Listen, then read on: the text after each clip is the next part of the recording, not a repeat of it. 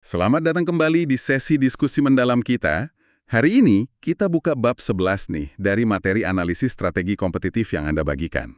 Oke, Topiknya krusial banget, transisi menuju kematangan industri. Fase di mana pertumbuhan yang tadinya ngebut, mulai melandai gitu ya. betul. Melandai tapi dampaknya besar. Nah, misi kita kali ini kita mau bongkar nih. Apa aja sih yang berubah secara fundamental? Terus tantangan strategis apa yang muncul pas industri masuk babak baru ini? Kita gali langsung dari sumber analisis di tangan kita. Siap ya? Siap. Fase transisi ini memang bisa dibilang titik kritis lah. Banyak perusahaan kesandung di sini. Kenapa tuh biasanya? Kenapa? Karena lanskap persaingannya itu berubah total. Fundamental banget. Tuntutan strateginya nggak cuma sulit, tapi seringkali malah berlawanan sama kebiasaan atau zona nyaman perusahaan waktu masih masa pertumbuhan dulu. Oh, jadi harus ubah cara main ya? Persis, makanya mari kita urai bareng-bareng kenapa fase ini tuh begitu menantang dan ya penuh jebakan juga. Oke, kita mulai dari yang paling dasar deh. Kalau industri mulai dewasa, tanda-tanda utamanya apa sih? Yang paling jelas, sumber ini bilang pertumbuhannya melambat. Iya, itu yang paling kelihatan mata. Rasanya kayak pesta yang tadinya rame banget, mulai agak sepi gitu ya. Nah, dampaknya apa nih? Dampaknya langsung terasa di medan perang persaingan, rebutan pangsa pasar jadi jauh lebih brutal, bisa dibilang gitu. Brutal ya? Iya, perusahaan nggak bisa lagi enak-enak tumbuh cuma dengan mempertahankan posisinya. Kue pasarnya kan udah nggak mekar secepat dulu. Jadi kalau mau tumbuh, ya harus nyuri porsi milik pesaing. Harus agresif berarti? Betul, fokusnya geser total. Dari ekspansi pasar jadi perebutan pangsa pasar. Contoh klasik yang disebut di sini itu industri mesin cuci piring di Amerika akhir 70-an. Oh, ada contohnya ya? Ada. Pas pasar mulai jenuh, pemain besar kayak GE sama Maytag itu langsung agresif nyerang segmen premium yang tadinya dikuasai Hobart. Ini mengubah total dinamika persaingannya. Oke, berarti bukan cuma soal rebutan pasar ya, tapi juga siapa pembelinya nih yang berubah. Sumber ini kan nyorot soal pergeseran fokus penjualan. Betul. Kalau dulu banyak pembeli baru yang, coba-coba produk lah. Sekarang mayoritas malah pembeli lama yang beli lagi atau ganti produk. Oke. Nah, apa bedanya nih ngelayanin dua tipe pembeli ini? Bedanya signifikan banget.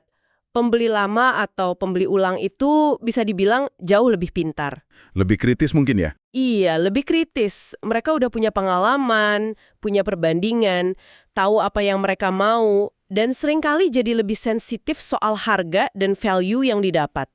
Nggak gampang dibohongin lagi ya? Nah, itu dia. Mereka nggak mudah terbuai janji-janji pemasaran aja. Ini mendorong perubahan penting berikutnya. Kompetisi cenderung geser ke arah penekanan pada biaya yang efisien dan layanan purna jual yang memuaskan. Jadi fokusnya ke efisiensi dan service. Betul. Perusahaan dituntut lebih ramping operasinya, lebih responsif ke pelanggan. Buat apa? Ya buat mempertahankan loyalitas mereka. Tekanan pada biaya ini juga seringkali berarti, butuh investasi modal lagi. Lu kok malah investasi lagi? Iya, buat teknologi atau fasilitas terbaru biar tetap efisien. Paradoksnya di situ, butuh duit lagi justru pas pertumbuhan lagi melambat. Menarik sekali dinamikanya. Tapi ada satu hal nih yang agak bikin bingung buat saya. Masalah kelebihan kapasitas. Ah iya, overcapacity. Kok bisa terjadi pas pertumbuhan justru melambat? Logikanya kan investasi mestinya ikut ngerem dong. Nah, ini dia. Jebakan klasik yang disebut masalah puncak atau topping out problem. Sering banget terjadi. Gimana tuh mekanismenya? Perusahaan, terutama yang gede-gede ya, seringkali investasinya itu berdasarkan proyeksi pertumbuhan masa lalu yang masih kenceng. Atau ya terlalu optimis aja lihat masa depan. Terlalu pede gitu ya? Bisa dibilang gitu. Sialnya, nambah kapasitas itu kan butuh waktu lama ya. Bangun pabrik baru nggak bisa sebulan 2 bulan. Dan seringkali skalanya besar sekaligus. Nggak bisa nyicil dikit-dikit. Jarang bisa. Akibatnya, pas pertumbuhan tiba-tiba melambat, atau mungkin melambatnya lebih cepat dari perkiraan, kapasitas baru yang udah terlanjur dibangun itu malah jadi surplus. Mubazir dong. Betul. Semua pemain punya pabrik yang utilisasinya rendah. Akhirnya apa coba? Ya banting harga buat ngisi kapasitas kosong itu. Nah, kan perang harga lagi. Iya, ini memperparah perang harga. Semakin besar skala efisien penambahan kapasitasnya, misalnya di industri kimia atau baja gitu, semakin parah masalah surplus ini kalau salah prediksi. Wah, terdengar kayak lingkaran setan ya. Pertumbuhan lambat, perang harga makin parah, profitabilitas turun, Sumber ini juga nyebut perubahan di area lain, kayak manufaktur, pemasaran, distribusi, bahkan riset. Komplit. Ancaman dari pemain internasional juga bisa ningkat katanya. Ujung-ujungnya, kesehatan finansial industri secara keseluruhan bisa terganggu. Gitu ya? Tepat sekali. Penurunan profitabilitas ini jadi pemicu utama fenomena yang disebut shakeout Shake out. Maksudnya? atau konsolidasi industri. Gampangnya, perusahaan yang paling lemah, yang nggak efisien, strateginya nggak jelas, atau modalnya cekak bakal kelempar dari pasar. Oh, seleksi alam gitu ya? Bisa dibilang gitu. Entah bangkrut atau ya diakuisisi sama pemain yang lebih kuat. Makanya, kemampuan buat adaptasi strategis secara cepat dan tepat itu jadi kunci survival. Bukan lagi soal tumbuh, tapi bertahan hidup ya? Persis, gagal adaptasi di fase ini, konsekuensinya bisa fatal banget. Oke. Kalau kondisinya seberat itu, di mana seharusnya perusahaan merespon secara strategis? Langkah kuncinya apa nih menurut sumber ini? Nah, disinilah pilihan strategi generik yang udah sering kita bahas. Overall cost leadership, differentiation, atau fokus jadi sangat penting. Jadi makin krusial ya pilihan itu? Makin krusial, mungkin pas masa pertumbuhan perusahaan yang strateginya agak abu-abu atau nanggung gitu, masih bisa hidup lah. Tapi di fase matang, sumber ini negasin banget perusahaan yang terjebak di tengah, stuck in the middle, Istilahnya itu ya? stuck in the middle, yang nggak dikenal paling murah, nggak punya produk paling unik, dan nggak melayani ceruk pasar secara khusus, nah mereka ini ada di posisi paling bahaya. Kenapa paling bahaya? Karena ruang buat manuvernya sempit banget, persaingan ketat bakal menghukum mereka yang nggak punya keunggulan kompetitif yang jelas, pelanggan makin pemilih, pesaing makin agresif, jadi harus pilih jalan yang jelas, nggak bisa di tengah-tengah lagi. Oke. Lalu di level operasionalnya gimana? Tadi kan disinggung soal tekanan biaya dan layanan.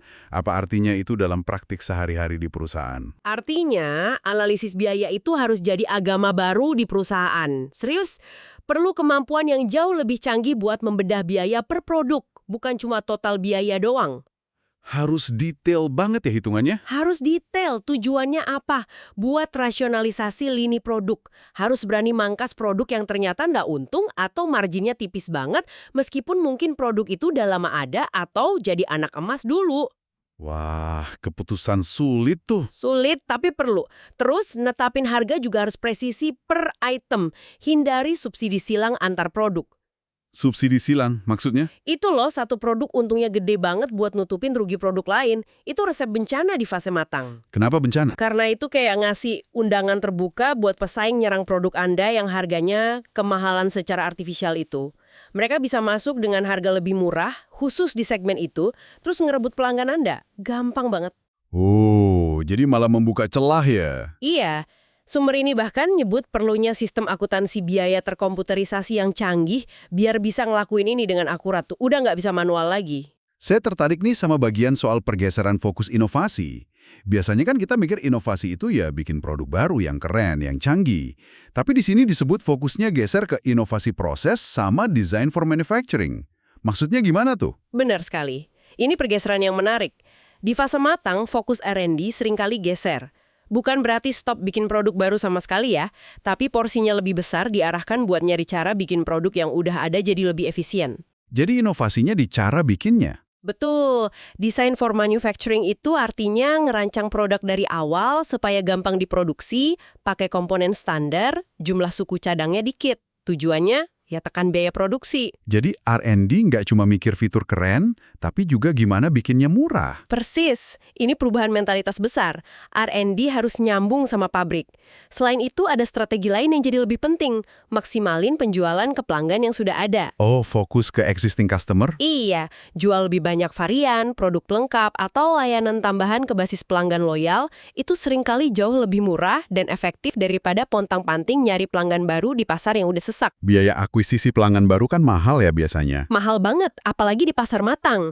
Opsi lain yang juga muncul, akuisisi aset, misalnya pabrik atau merek milik pesaing yang lagi kesulitan finansial.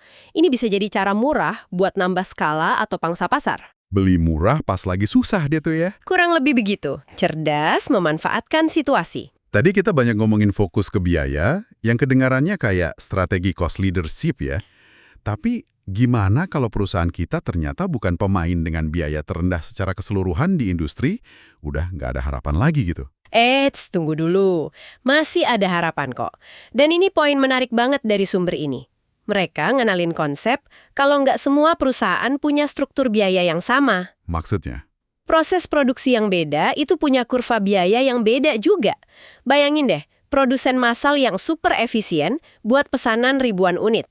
Tapi coba suruh mereka bikin, katakanlah 10 unit pesanan khusus. Wah, pasti ribet dan mahal ya jadinya. Nah, itu dia, proses mereka jadi nggak efisien. Biayanya malah bisa jadi mahal. Disinilah perusahaan yang lebih kecil, lebih fleksibel, yang memang desain prosesnya buat ngelayanin pesanan kecil atau kustomisasi, justru bisa punya keunggulan biaya di segmen pasar yang sempit itu. Oh, jadi bisa jadi pemimpin biaya di ceruk pasar tertentu aja. Tepat. Mereka bisa jadi pemimpin biaya untuk tipe pelanggan tersebut. Ini inti dari strategi fokus. Cari keunggulan kompetitif, bisa biaya, bisa diferensiasi dalam target pasar yang lebih spesifik. Nggak usah coba layanin semua orang. Jadi selalu ada celah kalau kita jeli menganalisisnya. Wah, mencerahkan banget ini. Jadi kuncinya nemuin keunggulan spesifik kita ya. Tapi ya namanya juga transisi. Pasti ada jebakan yang intai dong. Apa aja nih kesalahan fatal yang sering dilakuin perusahaan menurut sumber ini? Pasti ada. Dan sumber ini ngidentifikasi beberapa jebakan yang umum banget terjadi. Apa aja tuh? Biar kita bisa hindarin. Pertama, kesalahan persepsi atau penyangkalan. Ini yang paling dasar.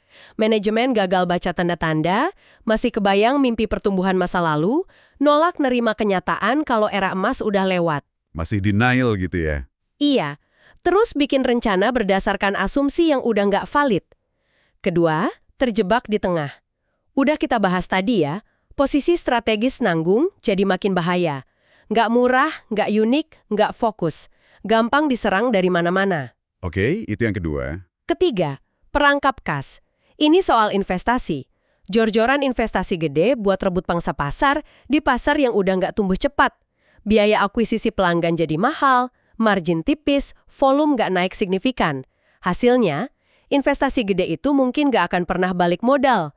Buang-buang duit jadinya. Rugi bandar ya? Bisa jadi. Keempat, kebalikannya. Terlalu cepat menyerah soal pangsa pasar. Demi jaga profit jangka pendek, buru-buru motong biaya promosi atau keluar dari segmen tertentu. Ngorbanin pangsa pasar.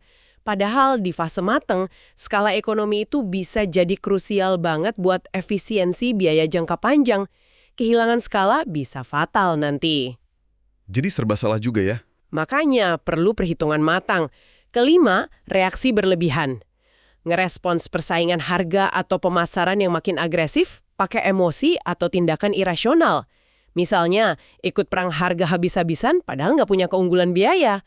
Padahal kompetisi ketat itu ya konsekuensi logis dari kematangan. Harus dihadapi pakai strategi cerdas, bukan ngamuk. Harus kepala dingin ya? Betul. Dan keenam, terlalu fokus pada produk baru kreatif. Lupa kalau di fase matang, nyempurnain produk yang ada, efisiensiin proses produksi, ningkatin layanan itu sama pentingnya, bahkan mungkin lebih penting. Terlalu asik ngejar the next big thing, operasional intinya malah jadi rapuh. Jadi malah nggak fokus ke yang udah ada. Iya, intinya sih semua jebakan ini akarnya dari kegagalan ngelihat realitas baru dan gagal nyesuaiin strategi sama ekspektasi. Dampaknya ternyata sistemik ya, bukan cuma soal strategi di atas kertas aja. Gimana transisi ini ngaruh ke jeroan perusahaan, struktur organisasinya, budayanya, bahkan tipe kepemimpinan yang dibutuhin. Tepat sekali. Strategi baru ya butuh cara kerja baru. Sumber ini nyorot perlunya koordinasi yang jauh lebih erat antar departemen. Misalnya, bagian produksi harus klik banget sama pemasaran biar paham tekanan biaya dan kebutuhan layanan pelanggan yang berubah. Nggak bisa jalan sendiri-sendiri lagi ya? Nggak bisa. Koordinasi antar pabrik, kalau punya banyak, juga perlu ditingkatkan buat optimasi. Budaya perusahaan pun seringkali harus berubah. Semangat hura-hura ala startup atau fokus ke inovasi radikal di masa pertumbuhan mungkin perlu digeser ke arah pragmatisme, efisiensi, sama kontrol biaya yang lebih ketat. Wah, itu bisa menimbulkan resistensi internal dong. Pasti. Ini bisa jadi gesekan internal. Karyawan, apalagi yang udah lama, mungkin ngerasa kompetisi harga itu nggak elegan atau nggak sesuai citra kualitas. Prosedur yang lebih baku, kontrol yang lebih ketat, bisa dianggap ngilangin otonomi. Tantangan ini jadi berlipat ganda kalau perusahaan juga lagi transisi dari kepemimpinan pendiri yang karismatik ke manajemen profesional yang lebih sistematis. Double transisinya ya? Iya, Dua transisi barengan jelas berat banget. Berarti ini tantangan gede juga nih buat para pemimpin puncak atau manajer umum. Apa pesan utama dari sumber ini buat mereka dalam mengelola transisi ini? Ada beberapa pesan kunci buat para pemimpin. Pertama, kalibrasi ulang ekspektasi. Ini mungkin yang paling sulit secara psikologis ya. Menerima kenyataan baru gitu. Betul. Standar pertumbuhan dan profitabilitas masa lalu kemungkinan besar nggak realistis lagi. Maksain itu bisa bahaya, bisa dorong resiko berlebihan, atau potong biaya yang rusak jangka panjang. Ekspektasi karir karyawan juga perlu dikelola. Laju promosi mungkin melambat. Komunikasi yang jujur, transparan soal realitas baru ini penting banget. Oke, itu yang pertama. Kedua, tingkatkan disiplin. Lingkungan yang lebih ketat nggak ngasih ruang buat kesalahan atau pemborosan. Eksekusi strategi harus lebih disiplin di semua lini. Perlu kontrol yang lebih baik, akuntabilitas yang jelas. Nggak bisa leha-leha lagi ya. Udah nggak bisa. Ketiga, temukan cara motivasi baru. Kalau jalur promosi vertikal lebih terbatas, pemimpin harus kreatif nyari cara lain buat motivasi dan hargain karyawan. Bisa lewat pengembangan skill horizontal, proyek yang menantang, pengayaan tugas, atau skema insentif yang disesuaikan sama fokus efisiensi dan layanan. Jadi nggak melulu soal naik jabatan ya? Nggak melulu itu. Keempat, perkuat dimensi manusiawi. Justru karena masa penyesuaian ini sulit secara internal, aspek kepemimpinan lunak, bangun loyalitas, empati, komunikasi dua arah, jaga moral tim jadi sangat krusial. Kehilangan orang kunci di fase ini bisa rugi besar. Justru sentuhan personal jadi penting ya. Sangat penting. Ini menarik. Kayaknya tipe keterampilan yang paling dibutuhin dari seorang pemimpin di fase matang ini jadi beda ya dibanding pas bangun perusahaan di fase awal. Sangat beda. Sumber ini nyiratin kalau skill krusial di fase matang itu ya kontrol biaya yang cermat, kemampuan mengelola kompleksitas operasional dan koordinasi lintas fungsi, kejelian dalam pemasaran yang terukur dan efisien, sama ketangguhan dalam negosiasi. Beda banget ya sama fase awal. Beda sama fase pertumbuhan awal yang mungkin lebih butuh visi, berani ambil resiko, sama kemampuan jual mimpi. Bisa dibilang ini perubahan gaya hidup perusahaan. Makanya kadang-kadang buat berhasil lewatin transisi kematangan, perlu penyegaran kepemimpinan, atau setidaknya kemampuan adaptasi yang luar biasa dari pemimpin yang udah ada buat ngubah gaya mereka. Jelas sekali kalau begitu. Transisi menuju kematangan industri ini beneran bukan sekedar angka pertumbuhan yang melambat di grafik ya. Jauh lebih dari itu. Ini transformasi total yang nyentuh strategi, operasi, organisasi sampai kepemimpinan. Memahami seluk-beluknya, kayak yang kita bahas dari bab 11 ini, jadi langkah vital ya, supaya bisa navigasinya dengan sukses dan nggak kejebak kesalahan umum. Betul sekali. Dan sebagai penutup nih, mungkin ada satu pertanyaan reflektif buat Anda renungkan. Berdasarkan diskusi kita soal betapa sulitnya adaptasi di fase ini. Oke, apa tuh? Mengingat semua tantangan strategis dan organisasional tadi, ya kan, mungkinkah bagi beberapa perusahaan, pilihan terbaik itu bukanlah sekedar bertahan dan adaptasi di industri yang mulai lesu ini? Terus apa dong? Mungkinkah strategi yang lebih bijak itu adalah secara proaktif ngerancang kehidupan kedua? Misalnya lewat diversifikasi ke area bisnis baru yang pertumbuhannya lebih cerah. Atau bahkan reinvensi total bisnis inti buat nyiptain pasar yang beda. Dan ini dilakukan sebelum pilihan dan sumber daya mereka benar-benar terkunci oleh tekanan kematangan industri. Jadi bukan cuma adaptasi, tapi mungkin transformasi radikal ya? Nah, itu pertanyaannya. Sekedar adaptasi atau butuh transformasi radikal? Ini jadi pemikiran penting. Sebuah pemikiran strategis yang penting banget buat dipertimbangkan, terutama kalau Anda merasakan dinamika serupa di lingkungan bisnis Anda ya. Terima kasih sudah menyimak diskusi mendalam kita kali ini. Sama-sama. Semoga wawasan dari bab 11 ini ngasih Anda perspektif baru dalam menganalisis industri di sekitar Anda ya. Sampai jumpa di sesi berikutnya.